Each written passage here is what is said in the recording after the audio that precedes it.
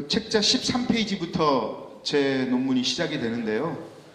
일단 그 앞에 1장과 제 2장은 어떤 내용이냐면 이제 3장부터 제가 하려고 하는데요.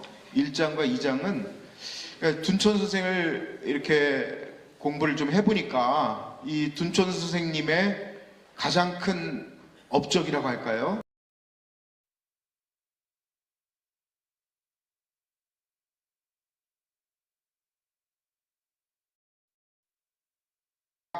적인 면모입니다.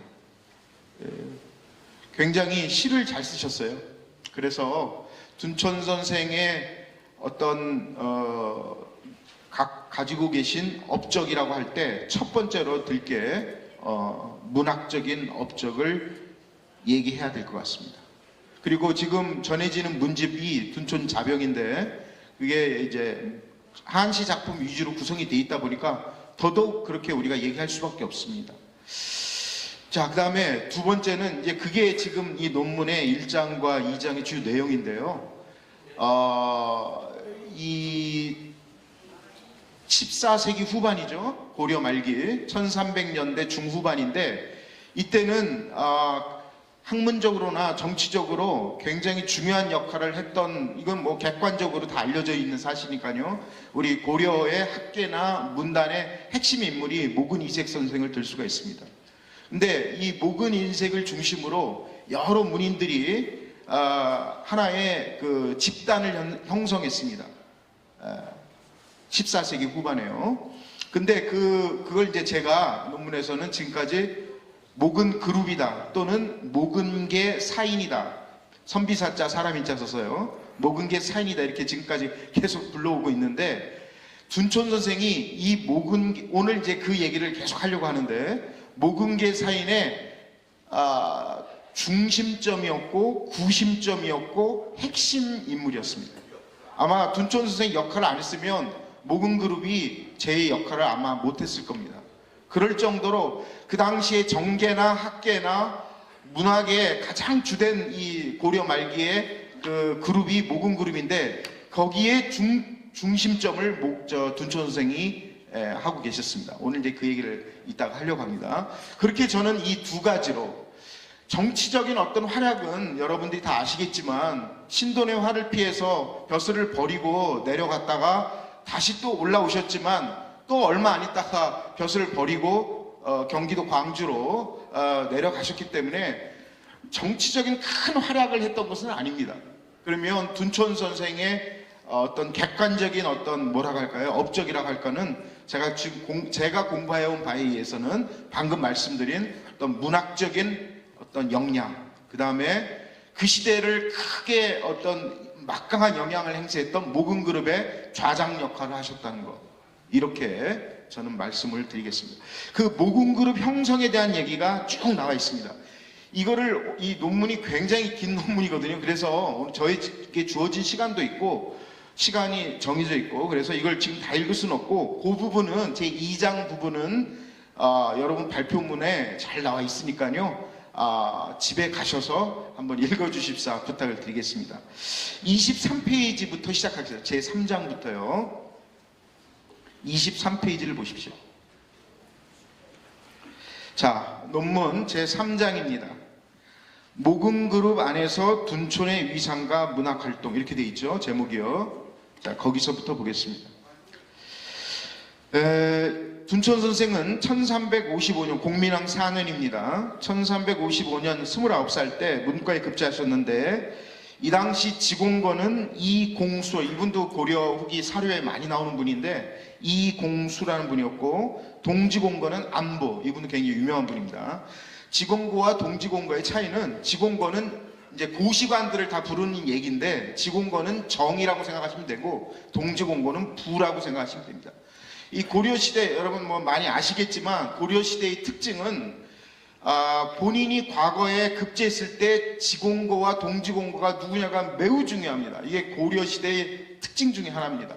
왜 그러냐면 그 당시 지공고와 그 지공고가 뽑은 과거 급제자들이죠. 말하는 합격자들, 그 사이를 좌주와 문생의 관계다 이렇게 얘기해가지고 하나의 죽을 때까지 그 관계가 갑니다. 사제 관계가. 그러니까 실제로 그분에게 배우지 않았어도 내가 어떤 애 과거에 합격했는데 그 과거를 주관했던 분이 누구 A라는 분이다. 예를 들어서 그러면 그 둘 사이에 좌주와 문세의 관계가 형성이 돼서 죽을 때까지 가는 겁니다. 그러니까 조선시대하고 좀 많이 달라요. 조선시대는 예를 들어 퇴계의 문생이다 하면 퇴계에게 직접 배운 제자들이죠. 예.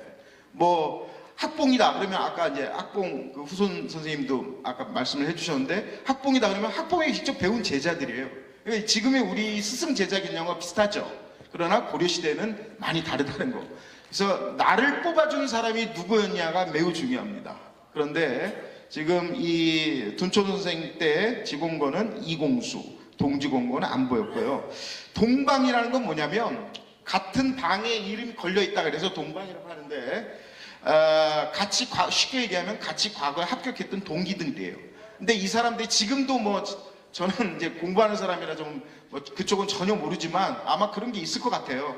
예를 들어 사법고시 같은 기수의 친구들, 행정고시 같은 기수의 친구들 해가지고 자기들끼리 이렇게 서로 도와주고 하는 게 있겠죠. 아무래도 이 당시에는 그런 게 굉장히 강했습니다. 그래서 과거 동기생들이 누구냐가 또 매우 중요합니다.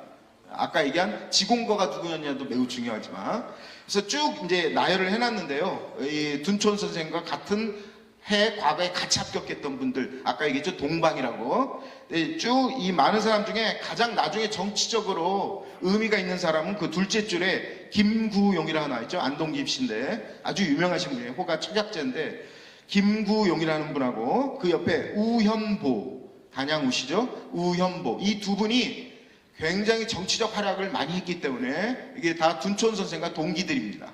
이분들이 좀 이제 유심히 봐야 됩니다. 이 두 분을. 자, 그 밑에 그 원문 그 각주 49번에 있는 거는 일단 생략 그러니까 집에 가서 한번 보시고요. 밑에 해설을 보겠습니다. 그 글은 전만영이라는 분이 쓰신 글인데요. 윗글은 양은 전록생의 후손으로 양은 전록생은 역시 둔촌 선생과 비슷한 시기 고려 후기 활동했던 유명한 문인입니다.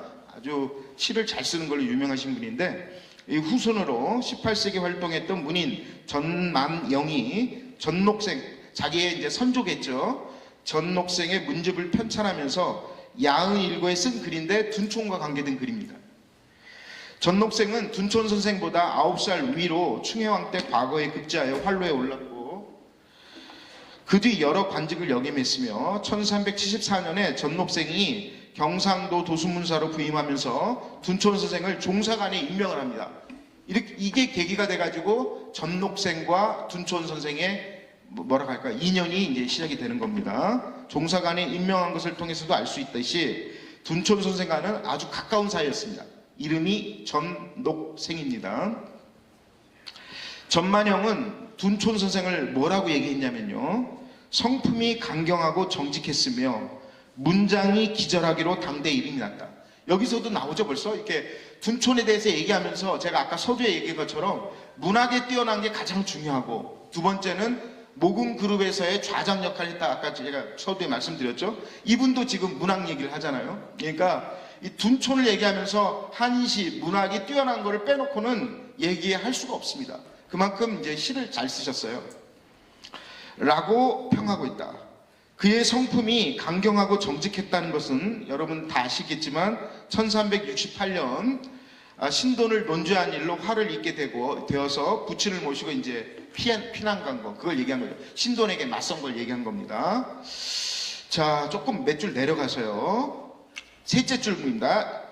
발표문으로 하면 24페이지가 되겠습니다. 24페이지 셋째 줄. 1371년에 신돌이 주살되자 다시 원래 살던 개경 현화리의 용수산 아주 지금의 이제 북한 땅이지만 그 당시 개경이죠. 개경에 용수산이라는 유명한 산이 있는데 그 밑에 현화리가 있어요. 마을 이름이 현화리예요. 거기서 이제 둔촌 선생님 사셨거든요. 현화리 용수산 아래로 돌아왔다가 1380년 무렵에 고향이었던 경기도 광주 천령으로 옮겨졌어요. 이 기록은 꼭 1380년이라는 기록은 어디에도 안 나옵니다. 이건 제가 추정을 한 겁니다. 여러 가지 한시나 이런 거 부분. 그거는 각주 52번을 참고해 보십시오. 제가 볼 때는 1380년 무렵이 확실한 것 같습니다. 그래서 1371년에 다시 개경으로 신돈을 피했다가 1371년에 다시 돌아오셨어요. 원래 살던 아까 얘기한 현화리로. 그러다가 다 벼슬을 버리고 가신 거는 1380년 광주로 옮기신 게 그때쯤이다. 그래서 대략 다시 개경으로 돌아오시고 나서 한 9년인가 한 10여 년 계시다가 모든 벼슬을 버리고 가신 거예요. 그리고 자꾸 언제 돌아가셨냐면 1387년에 돌아가셨으니까 경기도 광주로 간 게 지금 말씀드린 것처럼 80년 무렵이니까 고향으로 내려가신 지 한 7, 8년 만에 돌아가신 거죠. 그렇게 보면 되겠습니다. 자, 그 밑에 단락입니다. 둔촌 선생은 모군그룹에서 연장자이자 선배로서 다른 구성원들, 그 모군그룹의 핵심 구성원들이 여러 명 있는데 그 중에 나이로 보니까 둔촌 선생 가장 연배가 위예요. 위. 모군보다도 한 살 더 위니까. 그래서 다른 구성원들에게 상당한 영향력을 끼친 것으로 보여집니다. 여기서 말하는 영향력이란 정치적 측면을 말하는 게 아니고 모군그룹 안에서 서로 시를 주고받은 문학적인 측면과 구성원들에게 끼친 이 점이 매우 중요합니다. 이따 제가 이제 다른 포은글이나 이런 거, 도은이나 이런 걸 얘기할 텐데 구성원들에게 끼친 정신적, 정서적 측면을 의미하는 것입니다. 이는 모군그룹을 구성하고 있는 문인들이 증정하거나 차운 화운한 대상을 살펴보면 확실히 알 수가 있습니다. 예컨대 모군 이색은 둔촌과 관련되거나 둔촌에게 준 시가 8제나 되며 도운 이숭이는 7제, 포은 정몽주는 무려 둔촌에게 준 시가 9제나 됩니다. 그리고 특히 포은하고 굉장히 가까웠거든요. 제가 이따 포은이 둔촌 선생에게 보낸 편지글을 읽어볼 텐데 편지글을 4편이나 썼어요. 근데 포은집을 보면 어떤 특정한 개인에게 준 편지가 4편인 거는 둔촌이 유일합니다. 그렇게 많은 편지를 준 사람이 없어요. 물론 실제로 있었는지 모르지만 지금 포은집에는 남아있지 않습니다. 유일해요, 둔촌 선생이. 그만큼 둔촌에게 어마어마한 의지를 하고 있었습니다. 그 편지글을 보면 알 수가 있습니다. 이 외에 김구용, 정도전, 박이중, 정포 등 모군그룹의 핵심 인사들이나 염흥방, 한수, 우현보, 허금 등 당시 활발하게 활동했던 문인들도 상당수가 둔촌과 시를 주고받았습니다. 특히 정몽주나 이승윤의 경우 본인들이 교유했던 다른 문인들에 비해 둔촌과의 화운시가 두드러지게 많으며 비단 양적인 면만 많을 뿐만이 아니라 내용적으로도 포은과 도은은 둔촌 선생을 가장 신뢰하고 존경했던 것으로 판단이 됩니다. 그래서 아까 제가 서두에 말씀드린 우리 둔촌 선생께서 모군그룹의 좌장이었다. 둔촌 선생이 역할을 하지 않았으면 모군그룹 자체가 존재하기가 힘들었을 것이다 라고 한 게 그 이유 때문입니다. 이는 둔촌이 죽었을 때 포은과 도은이 만시를 지어, 만시라는 건 죽은 이를 애도하는 시를 만시라고 하거든요. 도은이 만시를 짓습니다. 이따가 포은 선생이 둔촌 돌아가시고 나서 지금 만시도 이따가 실어놨는데 한번 볼 예정입니다. 애도한 것을 통해서도 입증이 됩니다. 김구영 또한 모군그룹 안에서 과거 동방인, 아까 제가 과거 동방 중에 둔촌과 과거 동방 중에 중요한 인물이 김구영과 우연보가 있다고 그랬죠. 그 김구영을 얘기하는 겁니다. 과거 동방인 둔촌과 아주 가까운 편이었고 정도전 역시도 둔촌이 그를 위해 지은 시가 여러 수였음을 볼 때 정도전하고도 가깝게 정도전이 이성계편을 완전히 넘어가기 전까지는 가깝게 지냈던 사이임을 알 수가 있습니다. 자, 그 밑에 인용문을 생각하고 해설을 보겠습니다. 위 인용문의 24페이지입니다. 발표문 24페이지 하단입니다. 위 인용문의 종성과 종본은 포은의 두 아들입니다. 그러니까 정종성, 정종본, 포은 선생의 그 두 아들님이거든요. 근데 정도전은 포은이 자식을 생각하면서 쓴 시에서는 부모로서의 애정을 담아 자상한 염려를 다하였다고 하였고, 다음으로 친구 간의 정을 표현한 시로 도은과 둔촌, 처각제와 자신을 지칭하면, 자신이라는 게 지금 이게 정도전 글이니까 정도전을 얘기하는 겁니다. 를 지칭하면서 뭐라고 그랬냐면 우애의 정을 독실히 하였다. 정도전이 한 얘기예요. 우애의 정을 독실히 하였다. 그러니까 도은과 둔촌과 처각제 사이의 관계에 대한 설명입니다. 삼봉의 설명이에요.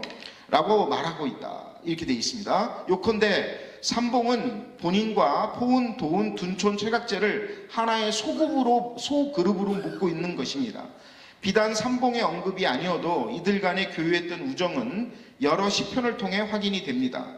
따라서 모금그룹 안에서도 포은, 도은, 둔촌, 최각제 삼봉, 요분들이 특히나 모금그룹은 워낙 이렇게 거대 그룹이고 인원수도 많으니까요.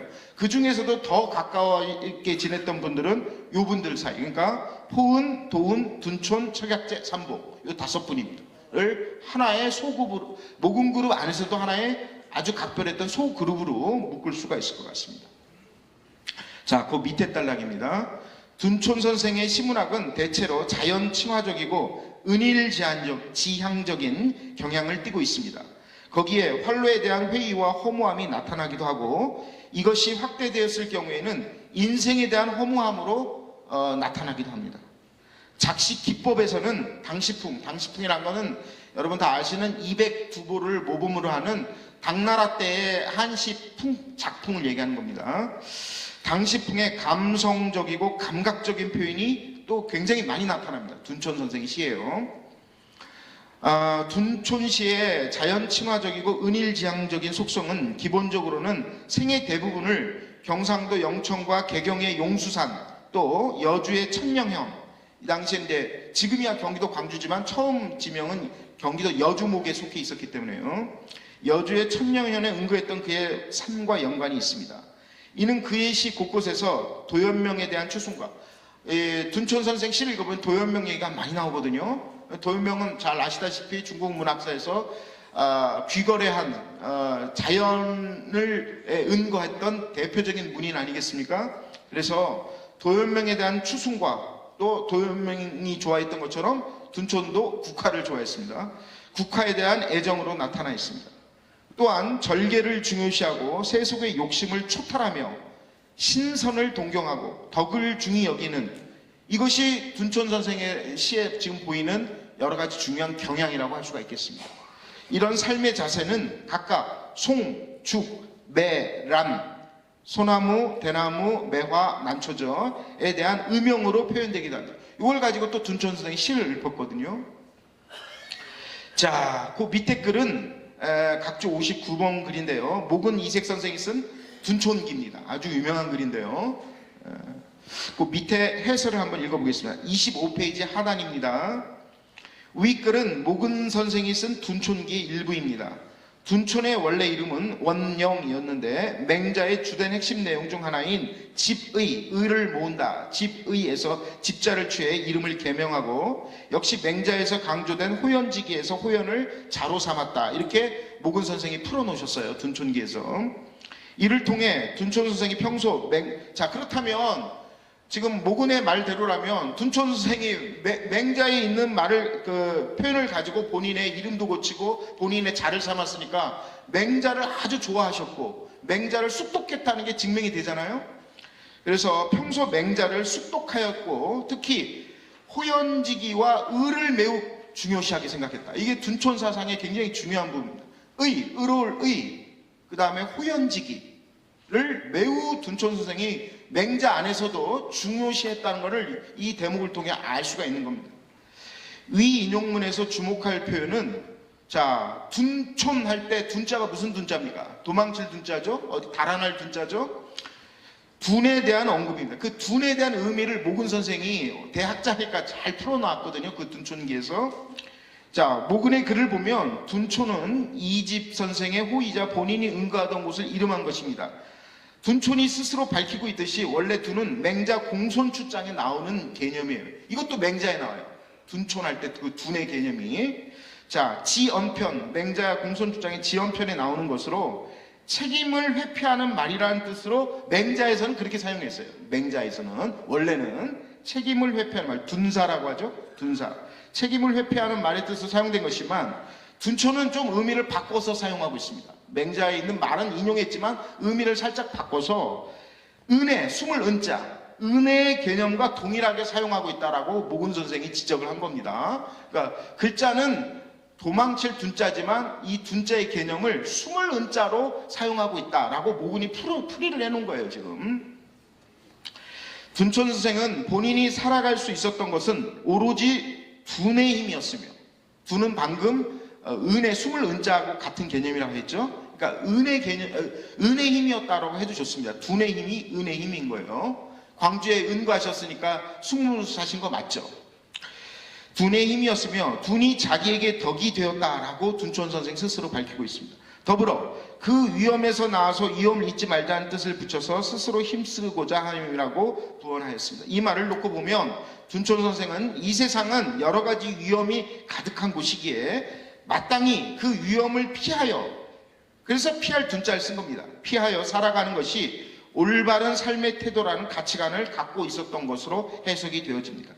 둔촌 선생이 평생을 벼슬을 포기하고 은거했던 이유도 이것과 관련이 있는 것으로 보여집니다. 자, 그렇다면 둔촌에게 있어서 구체적으로 무엇이 세상의 위험이었을까? 이걸 조금 더 깊이 따져볼 필요가 있겠죠. 이는 위의 인용문만으로는 파악하기 힘들지만 그의 시를 통해 하나씩 점검하는 수밖에 없습니다.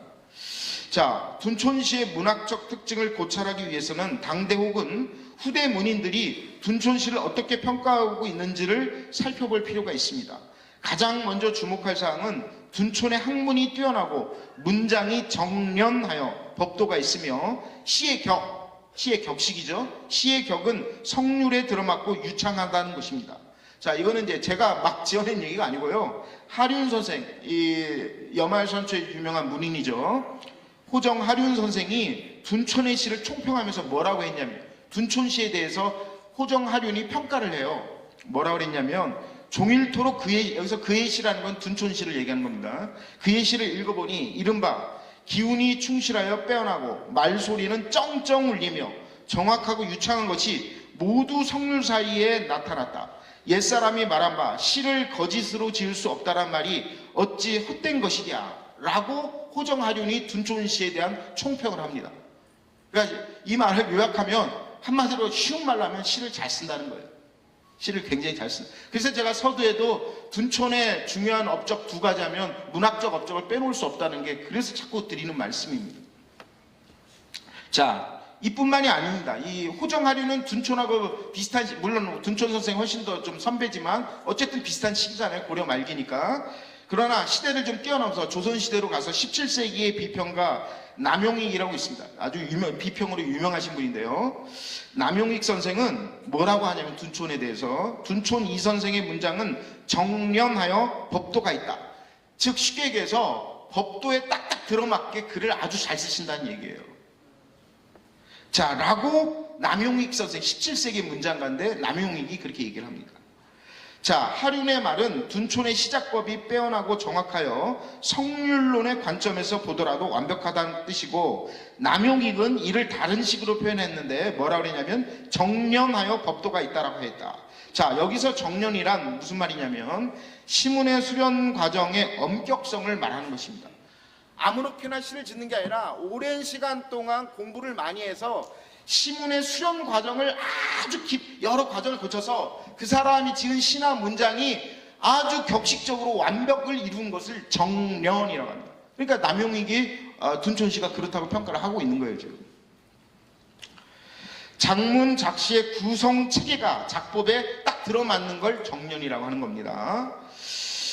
자, 그 밑에는 너무 지금 길어서 지금 저만 할 수도 없고 저 다음으로 두 분 선생님이나 계시는데 조금 중간중간에 생략하면서 하겠습니다. 그냥 읽어보셔도 돼요, 그 밑에. 그래서 조금 넘어가서요, 27페이지로 넘어가겠습니다. 그 옆에 페이지 27페이지. 자, 제 크게 두 가지로 나눴는데요. 둔촌 선생이 이제 한시를 볼 건데, 첫 번째는 우선 둔촌 선생이 지은 게 아니고 아까 모금그룹의 좌장이라고 그랬죠, 둔촌이요. 모금그룹 문인들이, 그 구성원들이 둔촌 선생에게 준 시가 있는데, 왜 이게 중요하냐면 이 시를 통해서 둔촌의 진면목이 잘 드러나 있어요. 둔촌에 대한 평가와 둔촌에 대한 관계된 거를 시를 써서 줬거든요, 둔촌에게. 모금그룹의 여러 문인들이. 그러니까 이 시들을 꼼꼼히 읽어볼 필요가 있습니다. 자, 우선 그걸 먼저 살펴보고, 그 다음에 두 번째는 반대로 둔촌 선생이 모금그룹의 구성원들, 자기 친구들에게 준 시, 이렇게 두 가지로 나눠봤습니다.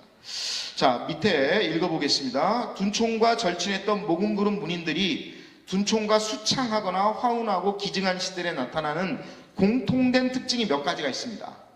자, 이걸 보면 첫째, 둔촌의 귀거래와 은거를 부러워하고 동경한다. 둔촌 선생은 실제로 아까 얘기했죠. 한 10여 년 다시 신돈의 화를 피해서 다시 개경으로 돌아왔다가 9년, 약 10여 년 계시다가 다시 경기도 자기 고향으로 가셨다고 그랬죠. 그러니까 은거를 하신 거 맞잖아요. 귀거래를. 그런데 이 당시 모금그룹의 여러 사람들은 말은 은거를 하겠다는데 실제로 은거를 둔촌 선생처럼 옮긴 사람은 거의 없어요. 포은글에 보면, 포은시에도 보면, 포은 정몽주 시에요. 귀거래 하겠다고 계속 나오는데 우리가 다 아시다시피 1392년에 선축교에서 죽음 당할 때까지 귀거래를 못했잖아요. 뭐 이런 식이에요. 예를 들어.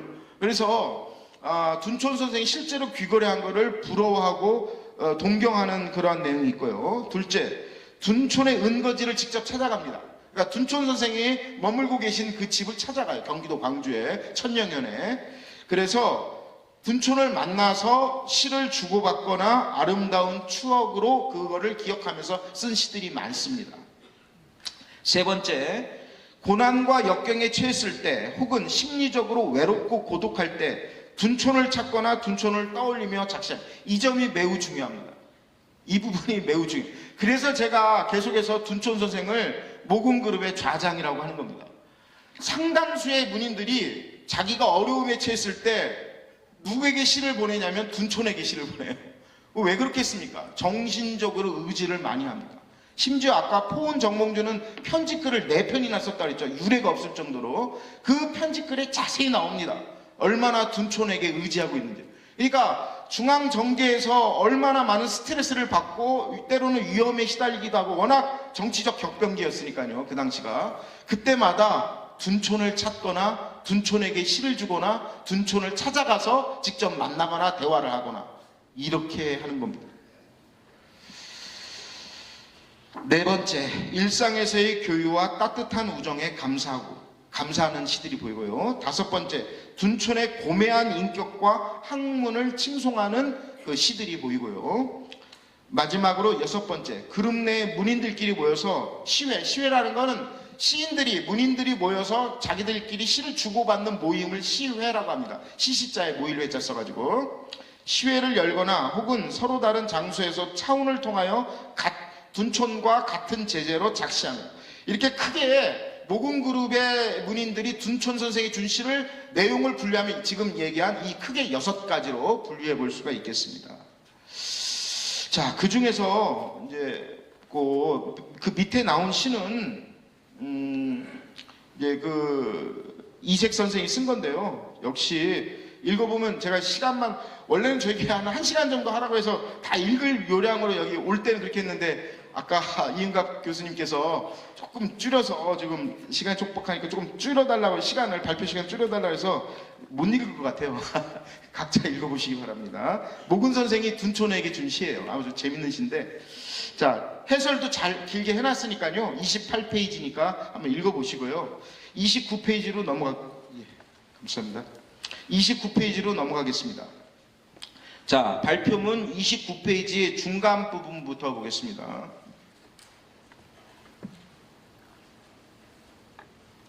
모근그룹에서 둔촌 선생은 모근과 나머지 구성원들을 연결해주는 핵심적 고리 역할을 담당했던 것으로 보여집니다. 이는 다양한 글들을 통해 추정할 수가 있는데, 예컨대 모근의 다음 글을 보기로 하겠습니다. 1번 글입니다. 자, 이거는 한번 읽어볼게요. 정첨서도 병이 들고 나도 병이 들어서 두 집안의 왕래가 끊어진 지 오래되었다. 그런데 호연이 둔촌 선생이 잘하고 그랬죠. 이호연이 나를 찾아와서는 내일 첨서가 동북면 원수부로 가기 위해 길을 떠난다고 하였다. 이에 내가, 여기서 내가라는 건 모근이 쓴 글이니까 모근이겠죠. 이에 내가 교회로 나가서 전송하려고 하였으나 말을 타기가 어렵기에 시 한 수만 앉아서 짓고는 그가 돌아오면 노래를 불러 위로하기로 하였다. 이런 글이 보여요. 모근 선생의 글에. 자, 그 다음에 인용문 2번입니다.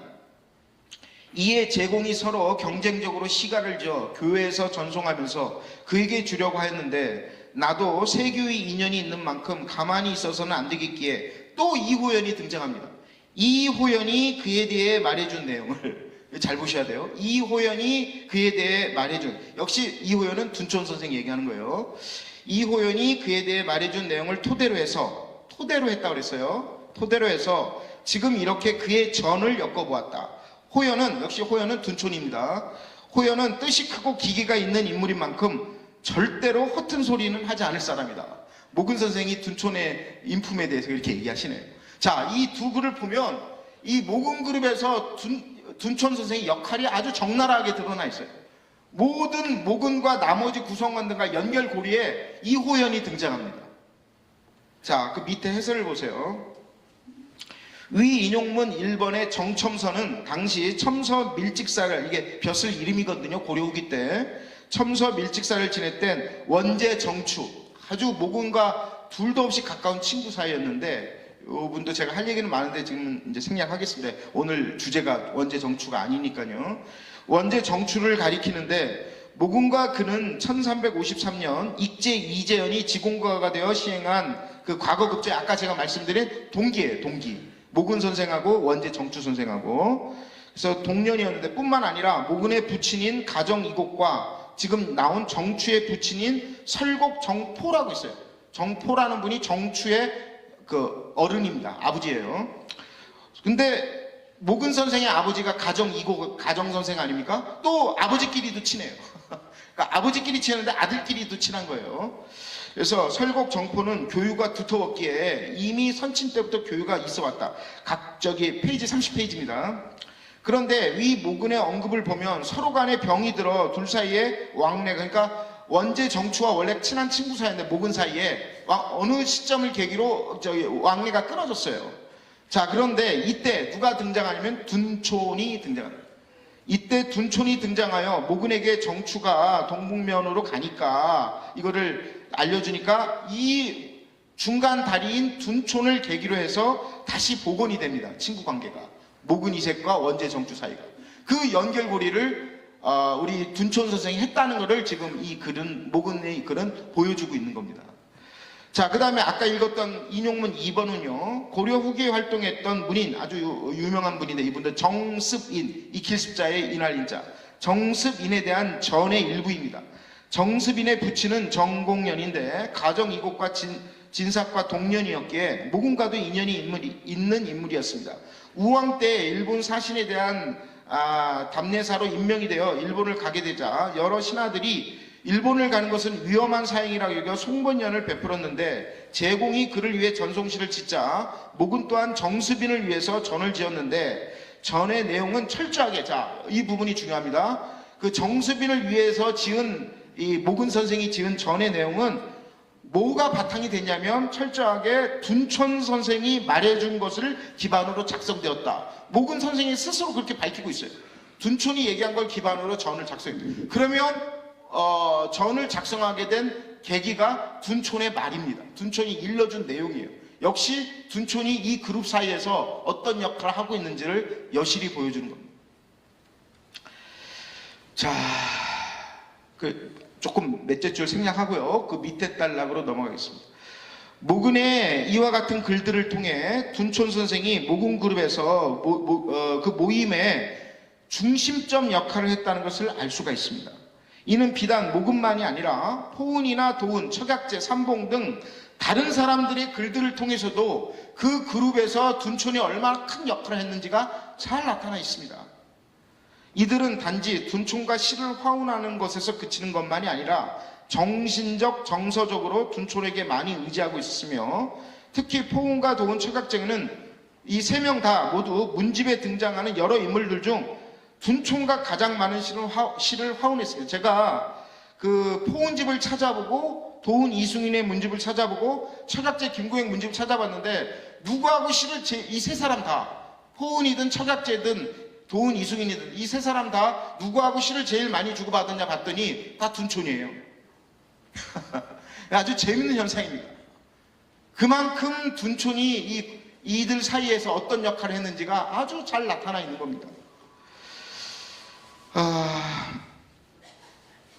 자, 그 밑에는 아까 제가 말씀을 드린 포은 선생과 둔촌이 주고받은 편지글입니다. 이거는 굉장히 중요한 글이라 한번 읽어보겠습니다. 1번하고 2번 30페이지, 발표문 30페이지 맨 밑에 단락이 있습니다. 자, 7월 20일에 문득 가장을 받아 몇 번이고 읽어보니 세속 밖에서 초연한 이는 그 나오는 말도 능히 산뜻하여 속된 사람이 미칠 수 있는 바가 아니라는 것을 알았습니다. 포은 선생이 둔촌에게 준 편지예요. 여강은 여기서 여강은 그 여주, 경기도 여주의 여강을 얘기해요. 여강은 내가 즐기는 곳이라는 것을 선생도 아는 바인데, 여기서 선생은 둔촌 이집 선생을 얘기합니다. 선생도 아는 바인데 선생이 나보다 먼저 가서 자리 잡게 될 줄 예상치 못하였으니 남쪽을 바라보며 저도 모르는 사이에 서글퍼집니다. 더구나 세간의 새로운 일들이 해마다 달라지고 달마다 같지 않음에 있어서이겠습니까? 근간의 처각제는 아까 말씀드린 둔촌과 과거 동기라 그랬죠. 아까 김구용, 안동김씨, 김구용의 호가 처각제입니다. 근간의 처각제가 심유한다는 소식을 들었는데 다행히 지금 관청일이 한가하여 도은 이승인과 함께 필마로 가서 조문하려고 합니다. 과연 원하는 바대로 가게 되면 천령에서, 이 천령은 둔촌 선생이 응가하고 있는 그 곳이죠. 천령에서 응당 하룻밤의 얘기를 나누도록 하겠습니다. 그러니까 쉽게 얘기하면 둔촌 선생을 하루 그쪽으로 가는 김에 방문하겠다는 얘기입니다. 둔촌 선생 찾아뵙겠다는 얘기예요. 해마다 보내주시는 햅쌀을 받으니, 아마 둔촌 선생이 그 지역에서 나오는 쌀을 포은 정몽주에게 보내줬나 봐요. 해마다 보내주시는 햅쌀을 받으니 감히 가슴에 새기며 감사하지 않겠습니까? 저는 6월부터 이지를 알아서 거의 30일이나 되었습니다. 근간에 조금 나았으니 또한 헤아려 주시기 바랍니다. 나머지 이야기는 내려가실 때 나누도록 하겠습니다. 서늘한 이 가을에 부디 진중하소서. 이만 줄입니다. 정몽주 드림. 이렇게 돼 있어요. 자, 그 밑에 하나만 더 읽어보겠습니다. 2번. 헤어진 뒤로 궁금한 마음이 많습니다. 요즘은 동정이 어떠하십니까? 이거는 방금 둔촌 선생 찾아갔다 그랬잖아요. 그리고 찾아가고 나서 이제 헤어지고 그 후에 쓴 편지입니다. 이 몸은 또한 탈이 없으니 염려하지 마십시오. 제가 이달 19일에 명예 특별히 밀직 제약에 제배됨에 높은 지위가 매우 두려워 밤낮으로 불안한데 선생님은 이 뜻을 잘 알 것입니다. 끝으로 부디 몸 조심하기 바람이 이만 줄입니다. 11월 24일 정몽주 제배. 이렇게 돼 있어요. 자, 그 밑에 해설을 잠깐 보겠습니다. 위의 편지글은 1380년 7월부터 11월 사이에 포은 선생과 둔촌 사이에 오고 간 4통의 편지글 중 하나입니다. 당시 둔촌은 천령의 여강에 응거하고 있었습니다. 1번 편지의 내용은 여강은 포은이 일찍부터 응거하고자 꿈꿔왔던 곳인데 본인보다 둔촌이 먼저 그곳에 응거하리라고는 생각지도 못했다는 것입니다. 응거에 대한 포은의 동경과 소망은 가식적이거나 형식적인 말이 아니었습니다. 이는 8월 5일에 둔촌에게 두 번째로 보낸 편지글에서 뭐라고 하냐면, 벼슬살이하는 뜻은 내가 즐거워하는 것이 아니니 매번 가을이 올 때마다 산수의 흥취를 더욱 마음속에서 느끼게 되는데, 선생은 어떤 사람이, 여기서 선생은 역시 둔촌을 얘기하는 겁니다. 선생은 어떤 사람이기에 능히 홀로 이를 갖추어 남을 낙심시키고 못 견디게 하는 것입니까? 라는 편지의 내용이 보입니다. 특히 편지 후반부에 척약제에 대한 이야기는 모금그룹 사이의 끈끈한 우정을 보여줍니다. 근래에 척약제가 여흥에서 심요를 하고 있으니 도은 이승인과 더불어 그를 위로하러 방문할 예정이고, 그 여주 경기도 여흥으로 가는 김에 가까이에 있는 둔촌 선생에게도 들리겠다는 것입니다. 당시 척약제는 여흥의 유배중이었으며 여강 근처에 유구당이라는 집을 짓고 살고 있었습니다. 편지의 마지막은 해마다 둔촌이 보내주는 햅쌀에 대한 감사와 이질병을 앓고 있는 본인의 신병에 대한 것입니다. 이렇듯 포은은 아주 시시콜콜한 일상까지도 매우 상세하게 둔촌에게 하소연하듯 이야기하고 있습니다. 그러니까 둔촌을 단순히 그냥 동료 이상으로 자기 친형님처럼, 마치 포은보다 연배가 위니까요, 둔촌 선생이 친형님처럼 생각하고 글을 보내고 있다는 걸 잘 알 수가 있습니다. 이번 편지의 내용은 포은이 여주 천령의 둔촌 은거지를 방문하고 다시 격영으로 돌아간 뒤에 본인에게 생긴 변화와 아울러 둔촌의 안부를 묻는 것입니다. 1380년 11월에 포은은 밀직제약이란 벼슬에 제수되었습니다. 그 책임감으로 인해 밤에 잠을 못 이루고 있던 포은은 자신의 걱정과 불안감을 둔촌에게 다 시시콜콜하게 다 편지를 통해서 얘기하고 있습니다. 이 역시 포은이 평소에 정신적으로 얼마나 둔촌 선생을 신뢰하고 또 의지를 했었는지를 잘 보여주고 있습니다.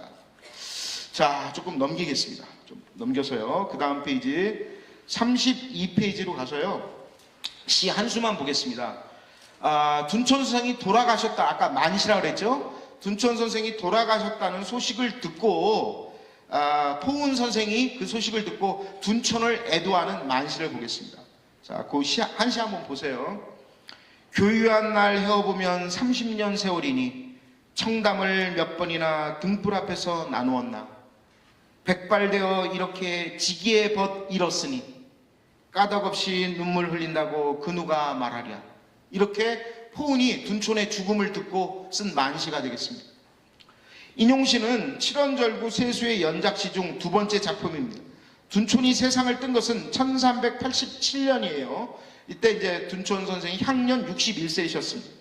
포은과 둔촌이 처음 만난 것은 아마 짐작을 해보니까 1360년 무렵으로 보여집니다. 제가 볼 때는요. 포은과 둔촌 선생이 처음 만난 게, 그러면 1360년 포은이 과거 급제 후에 활로에 오른 뒤 모근의 주선을 통해서였을 것으로 짐작이 됩니다. 이 두 분이 처음 만난 게요. 그렇다면 두 사람과의 교유는 대략 따져보면 27년. 1360년에 만나서 둔촌 선생 돌아가시는 게 1387년이니까 27년 아니에요? 대략 27년이니 약 30년간의 우정을 나눈 거죠. 자, 포은은 이를 제1구에서 30년 세월이라고, 그래서 30년 세월이라고 얘기한 겁니다. 그렇게 오랜 세월 동안 두 사람은 변함없는 우정을 나누었고, 때로는 학문을, 때로는 시사를 토로하고, 또 자주 시를 화운하였습니다. 앞에서 살펴보았듯이 둔촌과 포은은 나이 차는 좀 나는데 망년지교를 맺고 서로를 걱정해주는 친구였으며, 특히 포은에게 있어서 둔촌은 아까 편집글에서도 얘기했죠. 정신적으로 의지하던 자기의 친형님과 같은 존재였습니다. 3구에서 시인은 둔촌을 지기의 벗, 지심우라고 되어 있어요. 지기의 벗이라고 표현했는데 이는 결코 과장이 아닌 것입니다. 둔촌의 죽음을 접한 포은은 그저 눈물을 흘리며 울 수밖에 없었습니다. 그 눈물은 평생의 직이었던 둔촌의 죽음을 슬퍼하는 것이자, 동시에 암울한 시대 상황 속에서 고독하게 홀로 놓여있던 포은 자신의 처지를 슬퍼하고 마음의 안식처이자 의지할 사람을 잃어버린 시인의 넋두리로 보여집니다. 이제 둔촌 선생이 돌아가셨으니까 이제 나는 누구를 의지해야 되나? 그게 포은의 솔직한 심정이었던 것 같습니다. 자, 그 외에 이제 도은 이순인이 둔촌에게 준 시, 그 다음에 철학제 김구용이 둔촌에게 준 시가 있는데요. 역시 시간이 지금 없어서 집에 가셔서 한번 읽어보시는 게 좋을 것 같습니다. 한 장 넘기겠습니다. 34페이지로 가겠습니다. 34페이지. 이번에는 둔촌 선생이 쓴 시를 보겠습니다. 둔촌 선생이 직접 쓰셔서 자기 그 친구들에게, 동료들에게 준 시인데요. 자, 포은에게 앞에 나온 시는 모근에게 준 시고요. 34페이지에 있는 건, 35페이지에 있는 건 둔촌이 포은 선생에게 준 시인데 그거 한번 볼까요? 자, 35페이지의 중간 부분에 있는 시입니다. 포은에게 주다. 제목은요. 병든 나그네 오직 아는 건 한 언덕 지키는 일. 세상의 영역은 뜬구름과 같다네. 둔촌 선생이 쓴 시입니다. 저물녘 강가에 파도가 거세니 어느 곳 깊은 물고비에 낚싯배에 메어들까. 굉장히 표현이 좋아요. 제가 서두에 문학적으로 아주 뛰어나신 분이라고 그랬는데, 그리고 아까 당시풍의 한시를 즐겨 쓰신다 그랬잖아요. 바로 이런 부분입니다. 시가 참 좋습니다. 둔촌 선생이 쓴 시가.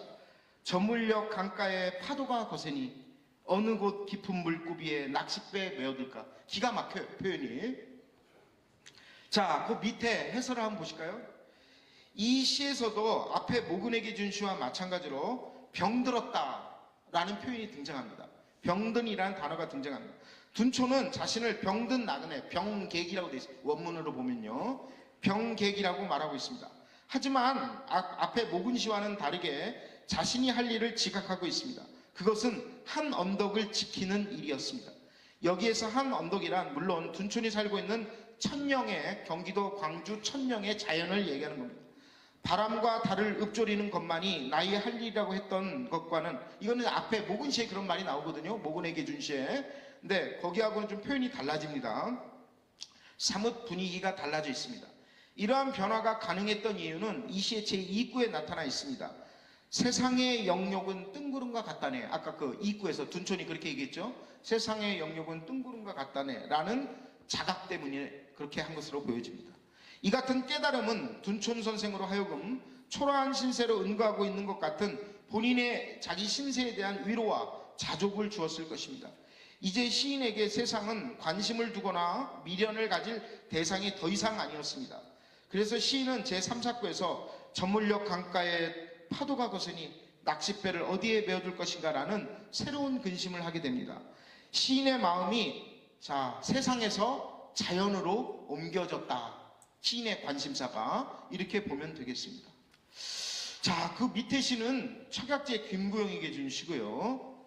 자, 지금 벌써 3시 40분이기 때문에요. 그 36페이지로 가시면요. 36페이지로 가시면 또 도은 이승용에게 준 시도 있는데 역시 집에 가셔서 잘 읽어보시기 바랍니다.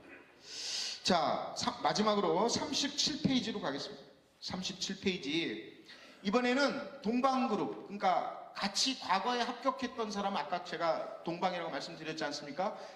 자기 그 둔촌과 동방이었던 어떤 한 사람에게 준 시인데, 아까는 둔촌 선생이 돌아가시고 나서 포은 정몽주가 쓴 둔촌에 대한 만시를 아까 읽어봤잖아요. 이번엔 까꿀로예요. 최산기라는 분이 있어요. 동방 중에, 둔촌의 동방 중에 최산기라는 분이 죽었다는 소식을 듣고 둔촌이 최산기를 위해서 쓴 만시가 되겠습니다. 자, 일단 그 37페이지 그 동방그룹 밑에 있는 부분을 잠깐 보실까요? 둔촌 선생의 문학활동 가운데 빼놓을 수 없는 것이 동방그룹입니다. 과거 동기생들이요. 1355년에 을미방은 아까 말씀드린 것처럼 이공수가 지공고, 안보가 동지공고였는데, 이공수와 안보 모두 당대 저명했던 문인들이었던 만큼 이때 과거에 합격했던 을미방 출신 중에는 그들의 좌주들만큼이나 문명을 떨친 이들이 많았습니다. 예를 들어 아까 제가 김구용 얘기를 했었는데, 김구용, 우연보, 권도, 안을기, 양이시, 염국보, 이런 사람들이 이 당시 고려사를 비롯해서 여러 문헌에 많이 나오는 인물들입니다. 둔촌은 이들과 모두 교류를 돈독히 하고 있었습니다. 이들 외에도 이제 다른 사람들도 등장하는데요. 자, 조금 내려가셔서요. 그 동년 중에 최산기라는 분이 계세요. 근데 이분이 둔촌 선생보다 더 먼저 돌아가셨나 봐요. 그래서 시 제목을 보세요. 동년 최산기를 곡하다, 이렇게 되어 있습니다. 그 시 한번 읽어볼까요? 여러 동방들 가운데 그대와 가장 친한 정을 나눴지. 그러니까 본인 동방들 중에서도 최상기하고 가장 친했다는 얘기입니다. 둔촌 선생이 그렇게 얘기하고 있어요. 출처와 출세의 길은 서로 달랐지만 어떻게 살아가는지 자주 물어왔다네. 그 누가 관직을 빼앗아 갔고 또 어찌하여 병에 걸렸나. 아마 병에 일찍 걸려서 돌아가신 것 같아요. 이 최상기가. 병석에서 슬픈 부음을 듣게 되니 눈물이 수건을 적시는 것 어찌 해볼 수가 없다네. 이렇게 쓰셨네요. 둔촌 선생이 쓴 시입니다. 자, 한 장 넘기십시오. 이제 거의 다 끝났습니다. 38페이지입니다. 둔촌 자병에는 총 2제 3수의 만시가 실려 있습니다. 그러니까 제목을 2개 가진 2편의 시가 있고, 2수가 아니고 3수인 거는 같은 제목에서 시가 2수인 경우가 있기 때문에 제목은 2개지만 이제 총시 한시 수로 따지면 3수가 되는 거예요. 2제 3수의 만시가 실려 있는데, 이는 둔촌시 전체 분량이 200여 제인 것을 감안하면 아주 적은 양이죠. 2제밖에 안 되니까. 200제 중에 2제니까 뭐 많은 건 아니지 않습니까? 근데 그 만시를 많이 쓰시는 것은 같지는 않아요. 이 말은 거꾸로, 그러면 얼마 쓰지도 않은 만시, 둔촌이 만시를 2제밖에 안 지었는데 그 중에 하나가 최상기라는 얘기는 그만큼 각별하다는 얘기죠. 만시를 많이 쓰는 스타일이 아니신데 그 중에 어떤 사람은 만시를 지었으니까 그 사람은 각별하게 생각한다는 얘기 아니겠습니까?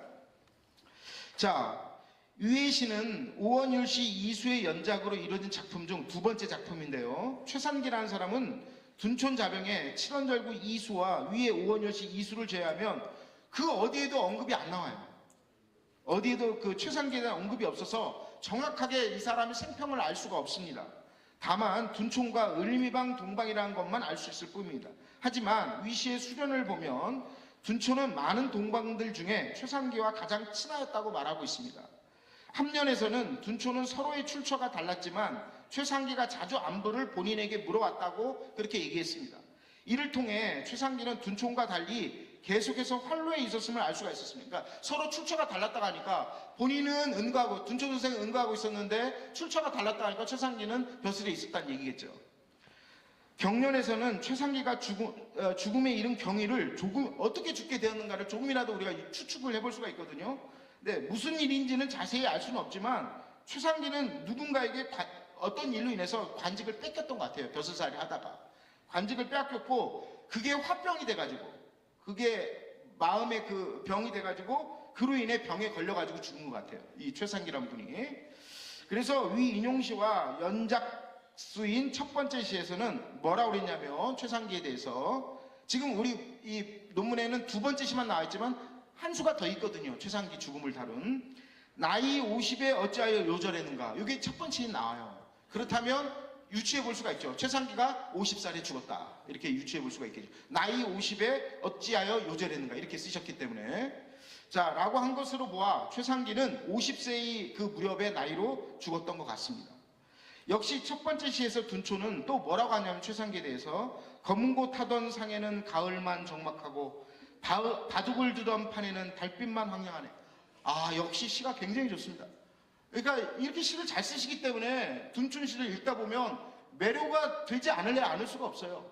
표현이 정말 당시풍이에요. 이 두부시를 읽는 것 같아요. 자, 다시 한번 보실까요? 그 둔촌 선생이 쓴 최상기를 애도하는 첫 번째 시에 나오는 표현, 그 중간에 나오는 표현인데 검은고 타던 상에는 가을만 적막하고 바둑을 두던 판에는 달빛만 황량하네. 최상기와 더불어 어떤 평상에 올라서 검은고도 탔고 최상기와 더불어 바둑을 두었었는데 그 사람이 죽었으니까 이제 없잖아요. 그러니까 검은고 타던 상에는 가을만 적막하고 바둑을 두던 그 바둑판 위에는 달빛만 황량하다. 이렇게 멋지게 쓰신 거예요. 이 둔촌 선생님. 최상기가 평상시 검은고를 타고 바둑을 즐겨두었음을 알 수가 있습니다. 마지막 미련은 시인이 친구의 죽음을 한없이 애통해하는 모습입니다.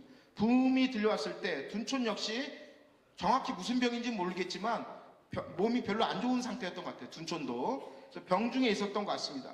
본인의 몸도 병들었는데 친구의 부고를 듣게 되었으니 둔촌은 아마 기가 막힌 심정이었을 것입니다.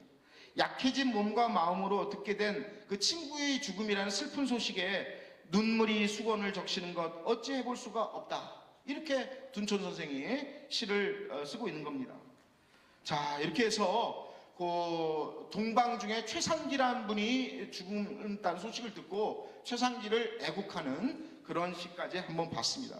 시간이 조금 좀 더 저에게 많이 주어졌으면 조금 더 이렇게 다 나머지 못 읽은 부분도 읽어가면서 조금 더 말씀을 드리고 싶었는데 벌써 제가 약속한 시간 지금 제가 더 오버해버렸거든요. 그래서 지금 벌써 3시 47분이 돼서 그 다음에 결론도 있는데 역시 지금 읽으면 안 될 것 같습니다. 그 결론 부분도 집에 가셔서 한번 읽어주십사 이렇게 부탁을 드리겠습니다. 이상으로 제 발표를 마치겠습니다. 감사합니다.